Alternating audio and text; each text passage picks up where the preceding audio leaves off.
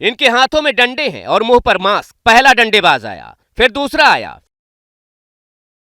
फिर तीसरे ने चौथे से डंडा छीना। चौथे के हाथ में डंडा आया तो उसने काउंटर पर रखा सामान ही दे मारा। जिसके हाथ में जो आया उसने उसी से रेस्टोरेंट पर हाथ चलाया। इस दौरान हालात इतने बिगड़ गए कि रेस्टोरेंट में मौजूद बाकी कस्टमर अपनी जान बचाते दिखे। इनमें बच्चे भी शामिल थे और महिलाएं भी। डंडा लिए जब ये गुंडे उनके सामने आए तो एक महिला इनके सामने हाथ जोड़ती नजर आई। इस दौरान रेस्टोरेंट के बाहर रखे सामान को भी इन गुंडों ने तोड़ डाला।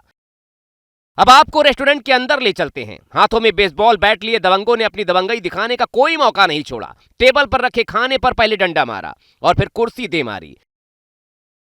बिल काउंटर पर तब तक तोड़फोड़ की जब तक इनका गुस्सा ठंडा नहीं हो गया। मामला गाजियाबाद के पौष इलाके राजनगर एक्सटेंशन के रसोई रेस्टोरेंट का है, जहां बिल को लेकर यह बवाल हुआ था। पुलिस ने कार्रवाई शुरू कर दी है। इनके हाथों में डंडे हैं और मुंह पर मास्क। पहला डंडेबाज आया, फिर दूसरा आया, फिर तीसरे ने चौथे से डंडा छीना।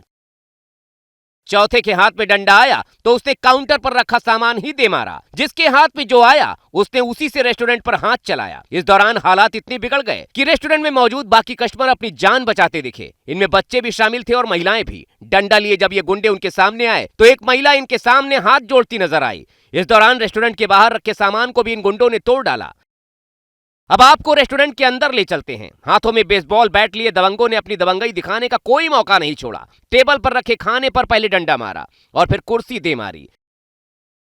बिल काउंटर पर तब तक तोड़फोड़ की जब तक इनका गुस्सा ठंडा नहीं हो गया। मामला गाजियाबाद के पौष इलाके राजनगर एक्सटेंशन के रसोई रेस्टोरेंट का है, जहां बिल को लेकर यह बवाल हुआ था। पुलिस ने कार्रवाई शुरू कर दी है।